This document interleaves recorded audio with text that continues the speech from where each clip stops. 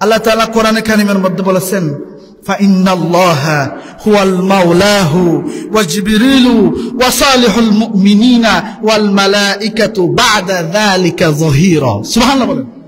আল্লাহ তাআলা বলেছেন ফাইন্নাল্লাহা হুয়াল মাওলাহু, এখানে তাফসীর করেছেন যে হুয়া মাওলাহু আই নাসিরহু। সুবহানাল্লাহ বলেন না, হুয়া মাওলাহু আই নাসিরহু, যারা সাহায্য করতে পারে। সুবহানাল্লাহ বলেন। এখন আল্লাহর ওলিরা যদি সাহায্যকারী হয়, যেমন গৌসুল আজম আমরা বলি, আব্দুল কাদের জিলানী রাদিয়াল্লাহু তাআলা আনহুকে আমরা কি বলি? গৌসুল আজম, মহা সাহায্যকারী বলি। আচ্ছা দেখেন, এখানে কি শিরক হয়েছে? কেউ যদি গৌসু পাককে, এখানে ফতোয়া নেন, কেউ কোন ব্যক্তি যদি গৌসু পাককে স্বয়ং আল্লাহ মনে করে, স্রষ্টা মনে করে, গৌসু পাক মনে করে, এটা শিরক। আর আল্লাহ তাআলার বন্ধু হিসাবে তাকে যদি গৌসুল আজম বলো, কোনো শিরক না।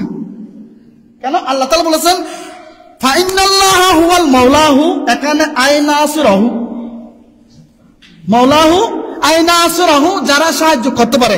সেখানের মধ্যে ওয়া জিবরিলু, আল্লাহ তো সাহায্যকারী স্রষ্টা হিসেবে আছে, ওয়া জিবরিলও সাহায্য করতে পারে, হদ দেয়, ও করতে পারে না। আর উজুর তারা হয়, ওদের রহমতের ফেরেশতা হলে সাহায্য করে। তো এখন সাহায্যকারী গৌসু পাকের হলে শিরক হবে না। বাইফুতুর সব মামলাত বাজাই দিয়ে, চেয়ারম্যান সাহেব এলো বাজি অনেকখানা নেক নজর সাহেবান দেয়, ও হনে কি হবে? চেয়ারম্যান সাহেব নেক নজর লব দেয়, হাতে চেয়ারম্যান সাহেব তো হয়েছে, তখন বেশি না 10 দিলাম। তো তুই যে মামলাত বাজি হস্ত না করবেন, চেয়ারম্যান সাহেবের মেম্বার সাহেবের সাহায্য লইলা, তখন শিরক নয়। আল্লাহ তাআলা হদ দেয়, আর বন্ধু এক একজন সাহায্যকারী। সুবহানাল্লাহ। এর উত্তর মহান দার ভিরানিভীর আব্দুল কাদের জিলানী ইবনে গৌসুল আজম দস্তগী আব্দুল কাদের জিলানী রাদিয়াল্লাহু তাআলা। এই শিরক না হন মুসলমান শিরক করতে না পারে। কিয়া মুসলমান ইমানদারাত আল্লাহরে আল্লাহ মানে, ও হন না আল্লাহরে নবী মানে, আল্লাহর ওলির ওলি মানে, এটা শিরকের গন্ধ করে পেলে না। হাদিসের মাঝে ইয়া মৌলজিবে ফতোয়াদের, বেড়াজিবে ফতোয়াদের, ইতে ওয়াসত্তদের ইনামাল আমাল বিনিয়ত, সমস্ত আমল ব্যক্তি নিয়তের নির্ভরশীল। অন আহলুস সুন্নাত ওয়াল জামাতের মৌলইয়াল বালাল মাইরিয়া মসজিদিয়া সিস্তিয়া থেকে ধরে সমস্ত সবাই আল্লাহকে আল্লাহ মানে, রাসূলকে রাসূল মানে, আল্লাহর ওলিকে ওলি মানে। সেজন্য আমি সঙ্গে শেষ করে দিচ্ছি, ফাইন্নাল্লাহা বলেন সবাই, ফাইন্নাল্লাহা বলেন না, ফাইন্নাল্লাহা ওয়াল মাওলাহু ওয়া জিবরিলু ওয়া সালিহুল মুমিনিনা ওয়াল মালাইকাতু।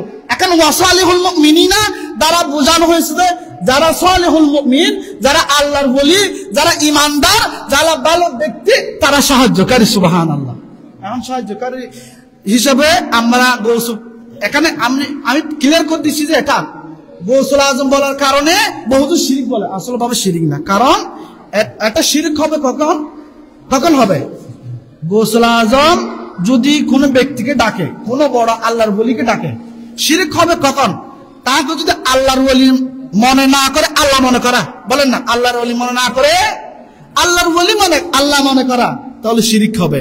তাহলে আপনি আল্লাহর বান্দা, আল্লাহর বন্ধু, আল্লাহর ওলি হিসাবে তাকে যদি গৌস বলেন, গৌস পাক বলেন, গৌসুল আজম বলেন, তাহলে শিরক হবে না। বলেন না, শিরক হবে না।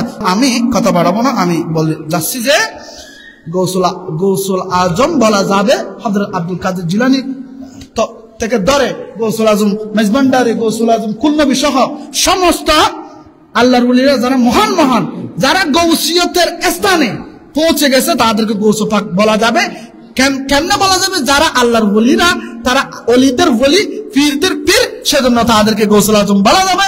এবং আমাদের বন্ধু হিসাবে প্রথমে প্রকৃত বন্ধু হিসাবে নিতে হবে আল্লাহকে, রাসূলকে, আল্লাহর ওলিদেরকে। সুবহানাল্লাহ বলেন। এবং যারা নামাজ পড়ে, যারা যাকাত দেয়, যারা নামাজ পড়ে যাকাত দেয়, ওয়াতু যাকাতাহুম রাকিউন, যারা আল্লাহ তাআলার কাছে বিনত হয়, আল্লাহ তাআলার কাছে কান্নাকারি করে, তাদেরকে আমরা বন্ধু রূপে দেখব।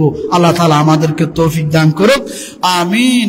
ওয়া আখির দাওয়ানা আলহামদুলিল্লাহি রাব্বিল আলামিন। আসসালামু আলাইকুম ওয়া রাহমাতুল্লাহি ওয়া বারাকাতুহু।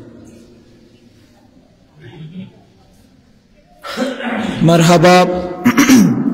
অত্যন্ত সুন্দরভাবে শায়খুল আউলিয়া শানে সাহাবা, শানে রসুল এবং হব্বু মুস্তাফা নিয়ে সংক্ষিপ্তভাবে গোছালোভাবে এতক্ষণ পর্যন্ত আলোচনা করছিলেন অত্র বদরকারীর কৃতি সন্তান হাফেজ মাওলানা মোহাম্মদ ফরমান আলী সাহেব।